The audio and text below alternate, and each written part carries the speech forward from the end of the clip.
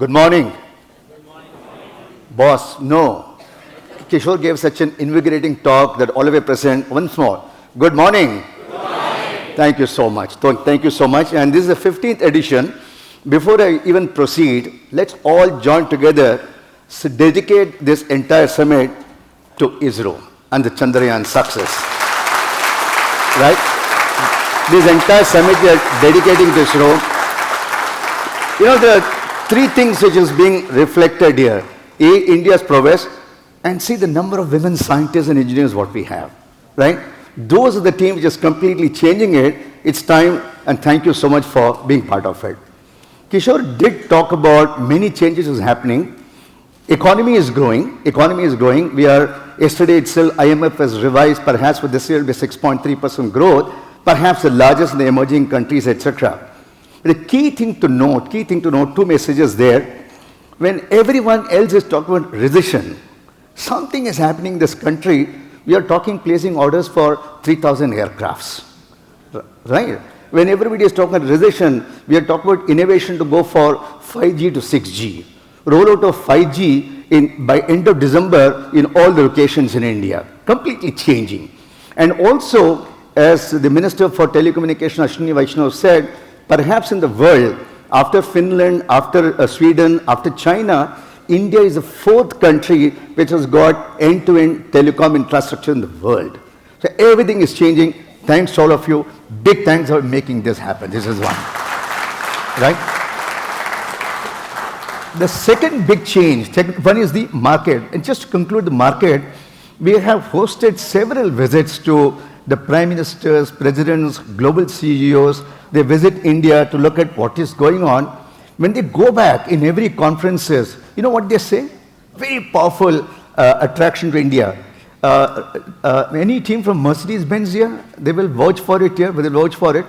Their CEO has gone on record that in every Mercedes-Benz car in the world, there is an Indianness, right? An aerospace company says, every aircraft that you fly, there is an Indianness. So that's the way all of us have built the Indianness in every product and services in the world, right? That's what we are, thanks to our ER&D power. The second biggest thing is innovation. Innovation is destination. Just to give a data, both our service providers and Global Capability Center put together, world's top 10 enterprise product companies are innovating for India for the product market globally. World's top 8 automobile companies are innovating India in the AI autonomous as a driver ADAS system from India for the world market. World's large 6 healthcare companies are innovating from India for the global market. We have arrived strongly as an innovation destination for the global market. This is the second. Way to go, miles to go, and we'll reach there, but we are there.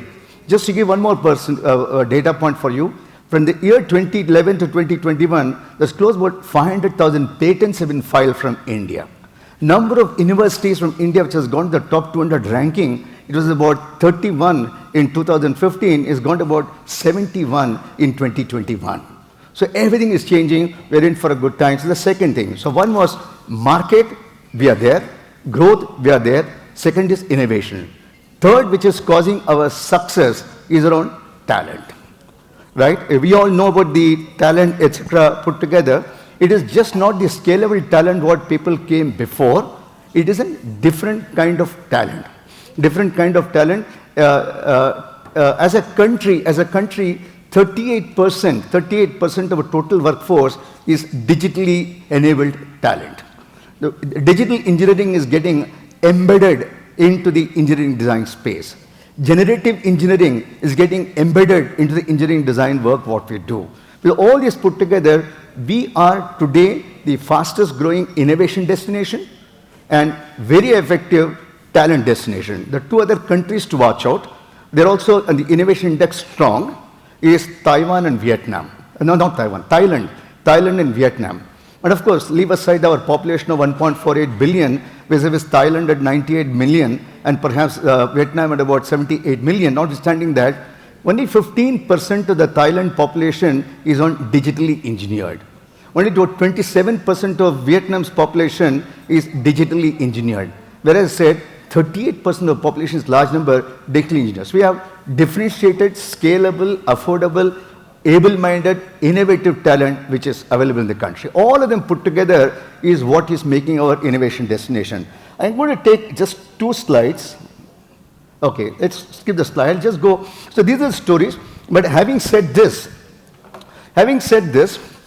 there are few things which you should worry about, the future trends taking place. As I said, the digital engineering is getting pervasive.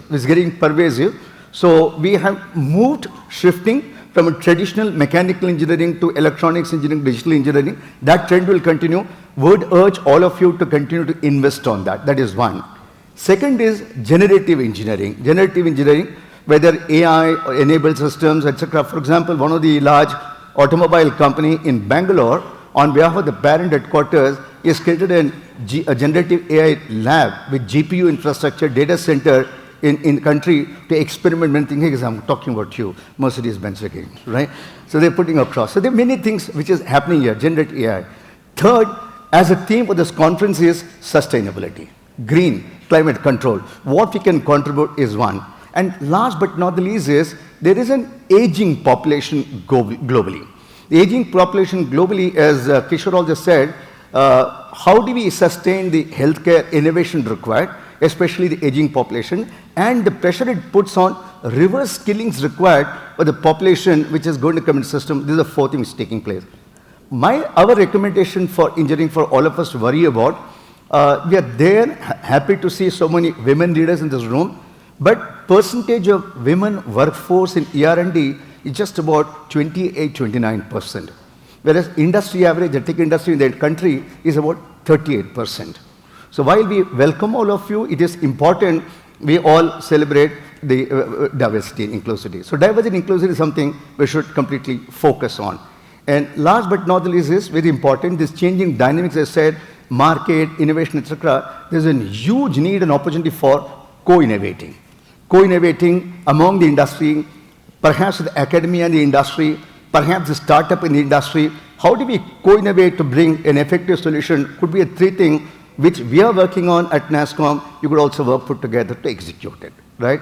For example, yesterday I was in a conversation with an energy company in USA, and we would have treated them as an oil and gas company, but their interest is automobile.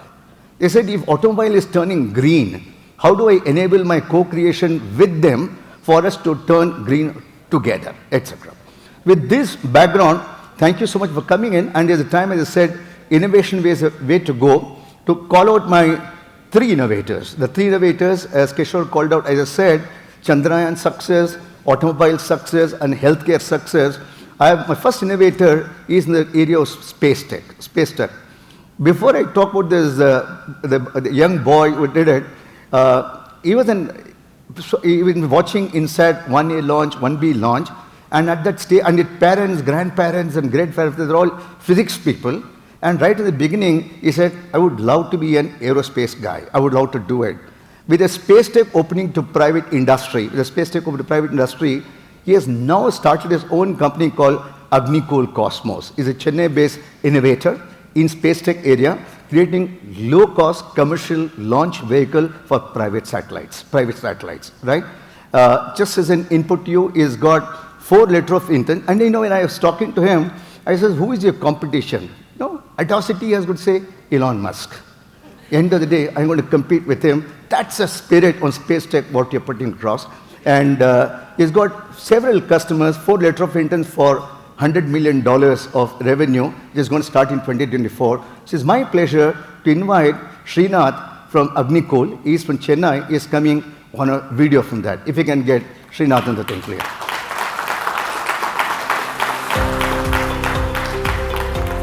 My name is Saranya. I am the Executive Vice President Flight Structure of AgniKul Cosmos. I am also the Vehicle Director for the vehicle Agniban Sorted. Basically, this is the vehicle which is configured from our commercial orbital vehicle Agniban. Our engine which is going to be used in our suborbital vehicle is a semi-cryogenic engine, which is also the engine which will be used in the second stage of our Agniban. We will be also using the guidance navigation control systems algorithm, which will be similar to what will be used in our Agniban. And for our avionics packages, the algorithm and onboard computer will be same as what we will be using in our Agniban vehicle. I'm Dinesh, Executive Vice President Manufacturing at AgniKul Cosmos. I lead vehicle assembly and integration. Agniban sorted vehicle involves all the complex system from our orbital launch vehicle in a small form factor, which gave us unique challenge in packaging all systems in a small size. Agniban sorted vehicle was fully assembled in rocket factory in horizontal configuration. After the assembly interface checks, we flagged off the vehicle for transporting from Chennai to Srinath, where the vehicle started its 100-kilometer journey towards the launch site. After receiving the vehicle at Srinath, vehicle underwent multiple health checks and checkout before transporting it to the launch site, where it will be erected and integrated with the launch pad.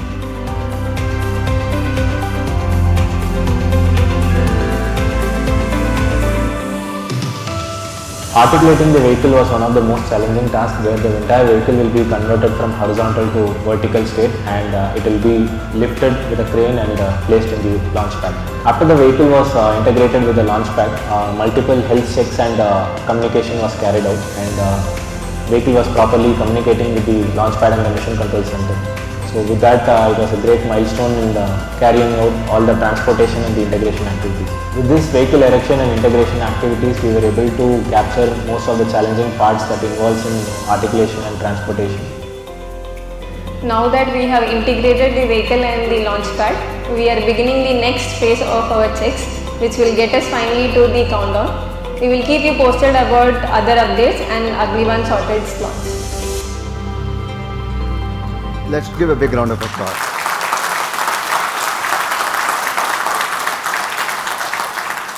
Srinath, welcome. Yeah, welcome. Thank you for having me, sir. Good morning, all. Srinath, you had everyone else has been going through solid fuel. You would look at the liquid fuel for rocket launches, and you are perhaps the India's first 3D printed rocket station launch in the country. Tell us more about what does Agniban do? Sure, sir. So we started AgniKul with this mission of keeping, space transportation as simple and as comparable as possible to ground transportation. And one of the things that we felt was, a huge roadblock in terms of making rocket launches accessible is just the fact that rockets take too long to make, right? And if you further deconstruct that and see what took too long to make, one of the things that was challenging there was the rocket engine itself. So this is where 3D printing as a concept came in. In the combustion R&D center that we were working in, there was a lot of chatter about 3D printing parts of other components, right? Say components of jet engines or components of some other machines. And this sort of was the inspiration for saying, hey, why can't we actually 3D print a rocket engine? So that's where it all started. We realized that there are a lot of advantages to doing something like that. In terms of reducing the number of parts, in terms of iterating quickly, in terms of having a very light thrust to weight ratio, because the highest thrust to weight ratio is what you want. For that you need a very light engine and so on. So these are all the possible advantages, and the most important thing, of course, is the efficiency angle, right? We were able to come up with geometries. We were able to come up with extremely complex flow paths that will allow for the fuel and the oxygen to mix together to actually have very proper combustion, what we call as complete combustion, which will actually enable us to have a more efficient way. So that is the story of the 3D printed rocket engine. The team has done an extremely incredible job in getting us to a point where we are now filed a patent and received a patent from the government of India for what we call as a single piece rocket engine. What that means is an entire rocket engine is printed in one shot. There is no other assembly process involved. No grinding, no milling, no welding, no tightening with fasteners, nothing. What comes out is a full rocket engine. So I actually have a rocket engine right next to me. So I'm sitting in one of our facilities, which we call the AgniKul Rocket Factory. And the machine that you see behind me here, this is actually the 3D printer that we use to print our rocket engines. Just give me a second. I'll just get you. I'll show you a glimpse of one of our smaller engines. The vehicle that you saw in the video actually has a much bigger full-scale engine. But all of that started with, a smaller prototype, a smaller single piece rocket engine, which is what I just wanted to show you. So here, I don't know if you can see this clearly. I'll try to hold it as close to my camera as possible. This is actually a completely test-fired rocket engine. This is an actual working rocket engine. What looks like, just a piece of metal here. Inside this, there are about, I would say, 1,000 to 1,200 different components. And each component actually has been designed, internally by us at AgniKul. So very proud of this accomplishment. I think the team has done a great job. And you can see one thing here, right? There is absolutely no welding, as I told you, no other brazing, no other mechanical configuration, like the manufacturing process. It is completely additively manufactured. And this takes about 72 hours to make. There is a little bit of post-processing involved after this, which will take another 3 to 4 days. But essentially, we are able to get 2 complete rocket engines a week using this technology. And everything about that, starting from getting the raw material qualified to getting the final qualified engine out, is done within our premises itself. So I feel very lucky, and having the opportunity to do something like this within our country, with ISRO support, with the government support, has been a dream come true. This is one of the reasons we started AgniKul, and happy to see us, actually getting through that one step at a time. Srinath, yeah, tell me. Yes. we are dabbling in Wall Street for a long period and shifted to aerospace. What made that shift? Oh, so I grew up as a aerospace enthusiast. As you told in the introduction, family of people were all into physics. But when it was time to do aerospace engineering, at least in 2006, which is when 2002 actually, it was not looking great. The opportunities are not looking great, so I was advised to do something else. Went into electrical engineering, and then spent a lot of time trying to understand what I really want to do, which also got me into finance. In fact, a program called financial engineering. To me, that seemed like a blend of the finance world and the engineering world, and everyone at that time around me was doing something or the other in finance. But the moment I started off in Wall Street, I got to admit in financial engineering in Columbia University in New York. But the moment I started off in Wall Street, I realized that my heart is in engineering.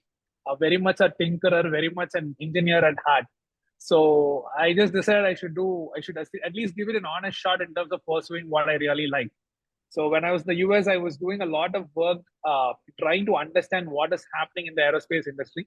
In fact, that is when I first realized, everyone was building small satellites, but no one was actually building small rockets. So there seemed to be a gap there.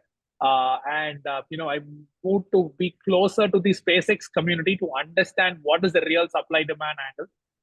Even though, there's a lot of interesting engineering going on here. All of it comes down to having the right kind of resources and capital and efficiently building a business out of it, right?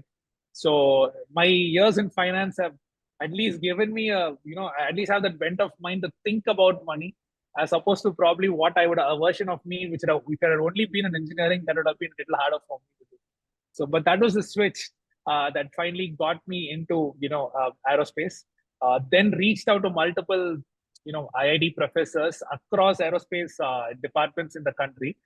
And one prof out of IIT Madras, his name is Professor Satya Chakravarti. So he happens to run a combustion R&D center at IIT Madras. It's actually one of the largest combustion R&D centers in the world. And he gave us an opportunity to present what we thought could be a very interesting way to build rockets. And the moment that that started going somewhere, I quit my job, came back to India, and basically AgniKul started in 2017 of December. So I think that's the whole connection between Wall Street and aerospace and so on. Srinath, you said you have letter of intent for 100 million for 4 rockets, and you are a young innovator startup, and your business requires fairly large, deep commitments of investment. And how do you cope with all this? Investment taking place, flow coming in, innovation has to continue, market has to be done. How do you cope with that deep investment required with availability of cash flow? Yeah, so I think the biggest thing that I realized after coming here is, that there are a lot of institutions spread out across our country which have awesome facilities. If you look at why, rocket building is a capital intensive process, it's because of the necessity to build rigs or build, testing facilities which are supposed to be better than your product, right? If you're calibrating a rocket engine in a facility, it has to be better than your rocket engine to give you the right results. But there are facilities available in our country for a lot of various tests. It is either in universities or in national, government accredited labs, or within ISRO itself, which is now possible to access through the whole in-space, system that has been put in place. So I believe that one of the ways to edge off the capital intense, nature of these kind of projects is to take help from the existing ecosystem. And what I've realized is the more I search, the more I'm finding. And even till today, I don't know if I'm aware of all of the facilities available in the country, but I've been pleasantly surprised to know that every time we wanted something, most of the time it is already there at a scale that we want within the country itself. So we have spent the rest of the money that whatever we have, raised and so on building rigs that are supposed to be very customized for what we are making.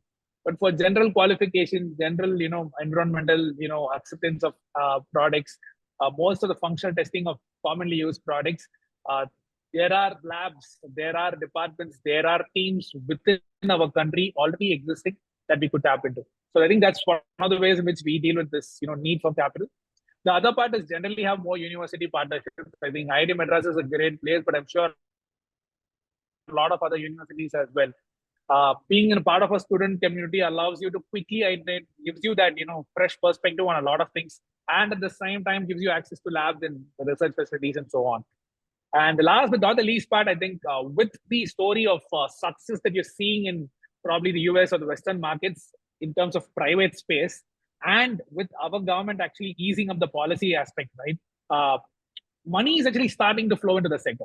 So I think when we started in 2017, if someone had told us, we would be able to raise 30-40 million the next 4-5 years, I would have strongly doubted it. Srinath, but we have done that. one last question. When you do get a chance to get face-to-face with Elon Musk, what will you tell him? I'll tell him he should be exploring more of 3D printing. That's what I would tell. Thank you so much. Let's give a big round of applause for him. Srinath, thank you so much. Thank you. So that was, ladies and gentlemen, innovation in the space tech area. Second, I would love to call you on the innovation that's happening in the health tech area. Here I'm going to introduce a company from Ahmedabad. The reason I am saying the company from Ahmedabad, we tend to think innovation happens in big town and big cities. The company from Ahmedabad, let me take eInfochips, is built product and solution for incontinence solution. With an aging population, especially with 25 to 30 million people, especially elderly women people, are experiencing a difficulty in terms of incontinence solution. This award-winning company, eInfochips, has developed a product, and they're going to demonstration today to tell you how did they go about innovating an healthcare solution. They got this award for this product in Ireland, and it's my pleasure to welcome eInfochips. Play the video, please.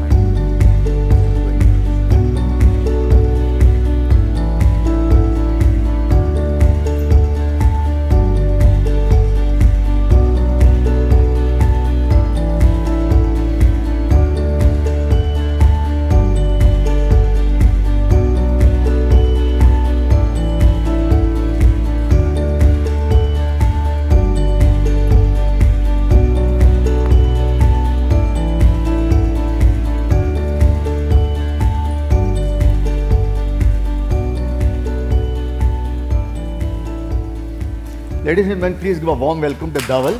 Dhaval from eInfochips. He has picked up several orders for this product from UK, etc. Tell us more about this innovation and 2-3 aspects, because healthcare is related to security, safety, etc. Right. Field level test runs, trials, what you do, gain the confidence and trust. How did you manage all of them, yet committing first in India innovation for the world market? Yeah, so if you look at the solution, that has essentially 3 different pieces to it. You have a product like these, which is acting as a sensor, which identifies incontinence. You have mobile application, and then you have a cloud implementation. The focus is more on the product, which you see right here, which essentially identifies incontinence through the air by identifying ammonia gas and the level of it in the air. And the next thing we have to identify is every patient has a different ammonia level. So that's how we identify the incontinent level through an AI being done in the cloud.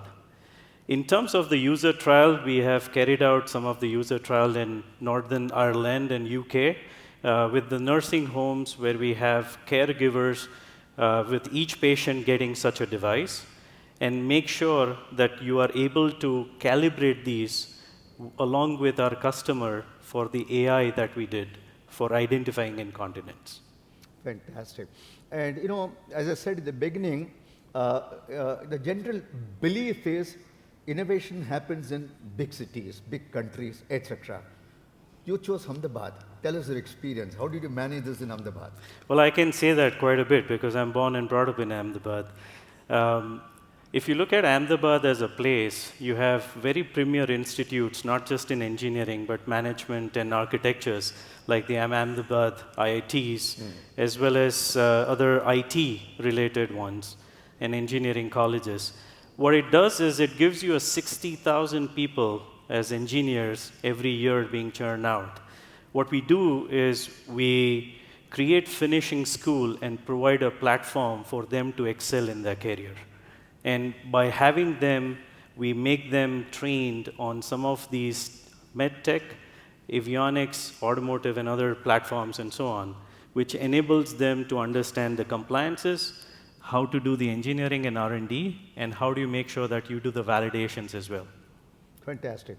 You know, again, as you said, it's the first product for the world, right? Share us your experience creating that history for us, innovated from India for the global market. What all kind of challenges went through to position yourself in healthcare product from India by the successful engineers? Yeah, it started with customer, because customer said the biggest challenges people are facing or the patients are facing today is tying those sensors onto the diapers, which is extremely intrusive. And for them to be able to move away from it and give them a chance whereby incontinence is identified through external sensor and then timely care can be provided was very important for them. So that started with it. The important learning that we had over a period of time along with customer, even customer learned along with this process, filed a patent around this AI, where how do you identify incontinent per patient was going to be a challenge, because everyone has a different ammonia level, and identifying, so you start learning as a sensor, and then over a period of time, based on the data that you get, you kind of calibrate on a per patient basis. And that's how you keep reaching out to the caregiver. Fantastic. Any question the audience may have for Dhaval, if anyone? Oh, yeah. If multiple patients are lined up in the same bed, then it can detect the wrong detection for another patient. So is it possible? Yeah, so we also dealt with those sort of situations when we did the validation trial along with customer. So the idea is to keep a couple of patients in a same room, and the mechanism we have put in place is to kind of inlet the air in a directional manner so that you do not have the ammonia levels being overlapping with the other one. So there are additional algorithms that negate some of the readings based on the temperature, based on humidity, and based on additional sensors like the NO2 and CO2s for us to identify that this contamination that we are seeing is actually belonging to a particular patient. So one last question. What next? Well, prognosis. This is more of identifying at a later piece. The idea is how do you detect that early? And that's where we are working with customer to see if there are mechanisms, algorithm we can identify to identify these conditions pretty early on so that the patient doesn't lead into it, because this could potentially be Do life-threatening. you cater to Indian population also? Yes, yes, you do. You have about 25 to 30 million people in India potentially affected with it, not diagnosed. And that's where some of these solutions will help them in order to identify them. So ladies and gentlemen, big round of applause to Dhaval. Thank you. Thank you, Dhaval. Thank you so much. You know, we covered space tech, we covered health tech. So how can you avoid not talk about automobile segment? As I said, as Kishore also pointed out, India is home to the perhaps very soon become the third largest automobile market for the world, right? It is just not the market of third largest mobile. We're also now contributing big time the green energy, which is required, sustainability green of an automobile. The company which I'm going to call, again, not from a metro city, from Pune, very focused on automobile segment. They are heavily into green. They had an option of innovating in electric vehicle. They chose to go for hydrogen fuel cell based vehicle to make the impact on green sustainable car. Please joining me in welcoming Tejas from KPIT.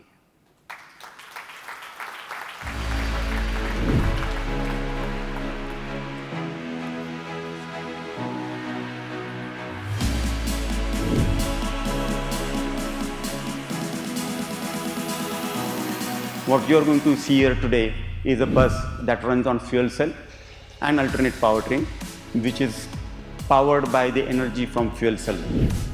The entire solution has been conceptualized and developed by the team here. The fuel cell system sits quietly on the top of the bus. This includes the hydrogen cylinders, battery and the rest of the fuel cell system. This gives ample space inside the vehicle. I feel very excited about this new launch because this is a paradigm shift in the way that we are going to move. We have our own fuel cell technology. We are not importing it. Not just make in India, but invent in India. We believe in that.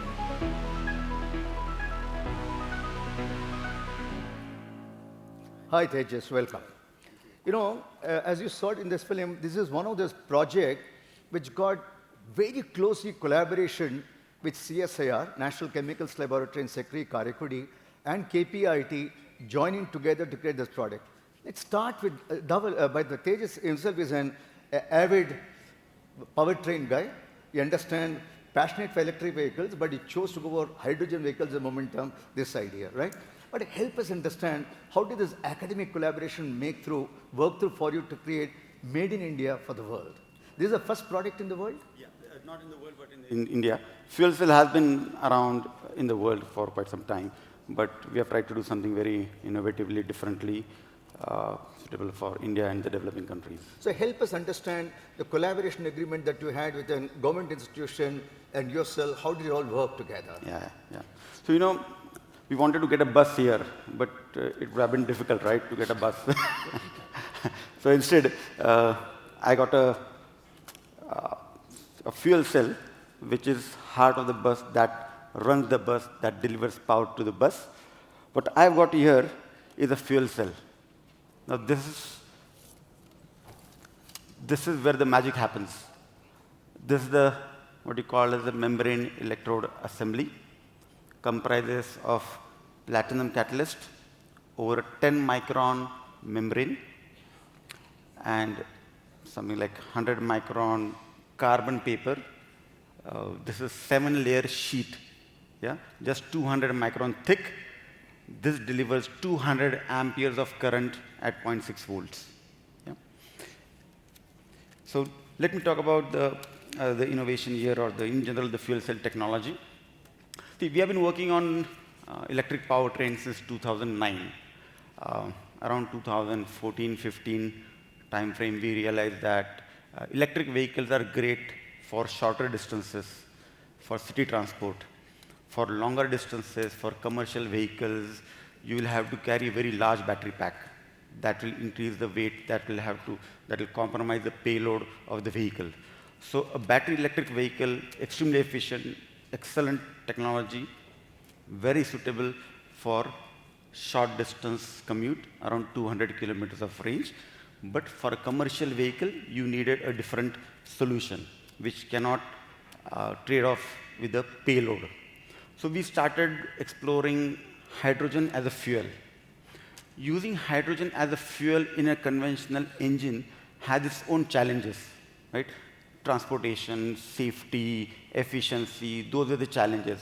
But how can we combine the efficiency of an electric powertrain, which is 80%, 90% as against to a conventional internal combustion engine, where the efficiency is in the range of 25 to 35%, depending upon the drive cycle. So combining the efficiency of electric powertrain and use of hydrogen as a fuel cell seems to be an excellent solution there. The efficiency of a fuel cell is in the range of 60 to 70%, and the efficiency of an electric powertrain is in the range of 85 to 90%. So if you combine both the things, you can downsize the battery pack. In a fuel cell, you are separating the source of energy from the power. Whereas in case of a battery electric vehicle, battery is a source of energy storage as well as power generation. When you separate both the things, you get all the benefits. Yeah? So you can store hydrogen on the vehicle. You can use a fuel cell to convert the chemical energy available in the hydrogen into an electric energy. And you can propel the vehicle, you can propel the traction using this electrical energy. This technology can be applied to automotive, it can be applied to ships, can be applied to boats, can be applied to stationary power generation, everywhere. Tell me something.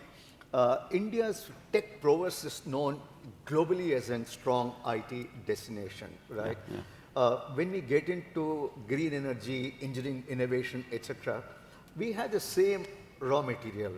What did you go about doing to convert this ordinary men to extraordinary men to develop this innovation for you? Yeah. Yes. So Steve Jobs once said, if you are working on something exciting, you don't have to push. The vision pulls you. Yeah. So we started working on this technology where it was like at a very nascent stage in around 2016. So we had gathered some good, intelligent, passionate guys, engineers and scientists. We started with what is a fuel cell. That was the starting point. Yeah? And today, I'm happy to share that this particular membrane is able to run for 1 million miles and 12 years of operation. This has been tested as per accelerated stress test decided by, recommended by Department of Energy, which is very much capable to power commercial vehicles and long-range vehicles. Fantastic. What next? Yeah, thank you. What next? What next? So we're looking forward to scale up this technology. Like Kishore mentioned, we are not catching up. We are leading in this technology.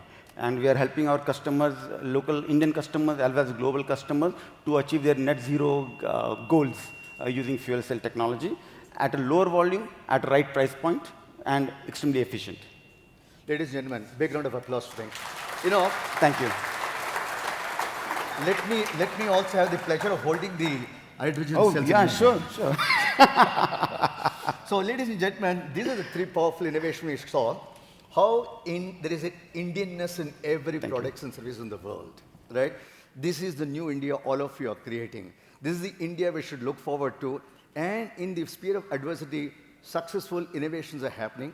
We are at nasscom working with Government of India and building an ecosystem to successfully forward to innovation as a core theme in technology.